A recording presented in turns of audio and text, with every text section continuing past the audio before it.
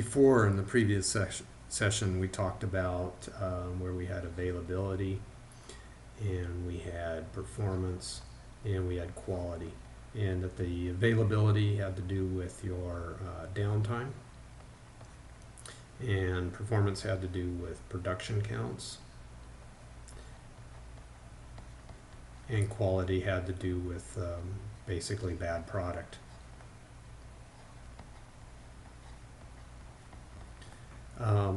In the ideal world, we can do each of these, but in the real world, they're not always practical. So, take for an example production counts. You might have logging industry, for example, and where you have logs come in, and you cannot count board feet at that point. You cannot, they're not gallons, they're not cases. So how do you get a production count on that? You really can't. It's not cycles of the machine. You really don't have production counts. And you really don't have bad product. I guess you could have, a certain amount that's, if there was a way to track it of product. Even weight doesn't really work. So some that might come in might be heavier, more dense than others. So in that case, you just, maybe don't use production counts or quality, and you strictly use the availability. The other way to handle certain industries, like even recycling industry, for example, what are your counts?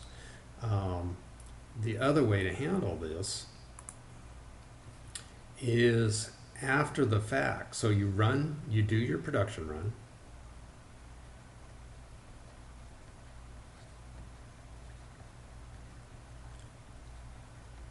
and during your production run you track your time, so your availability,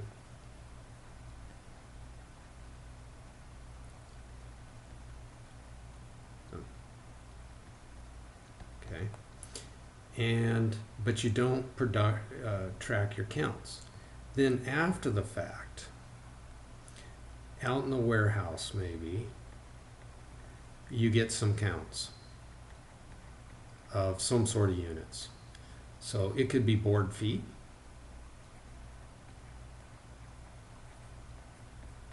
something like that. And after the fact, you can then update that value back in over here. You can also do delayed production counts.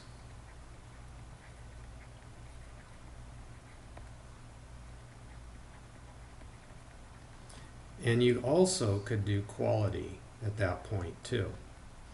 It still may not apply to lumber, but you could enter in quality figures after the fact. And then, so basically your availability will, maybe let's say we're 80% available during our production run. That will be accurate. But then your performance,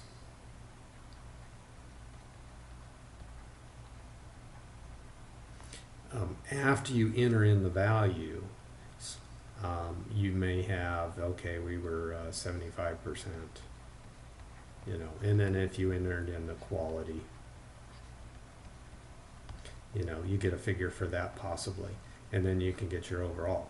So there's two ways to go about it. One is just don't use the individual production counts or your product, and just display the availability. In that case, you wouldn't show the overall, you would just show the availability, and you can do it in all your reports, live values on the screen and such. And then the other way to do it is entering in these values after your production run is done, after you actually have some counts, and then at the time you enter that, your performance and quality figures would be updated, and then you see that in your reports.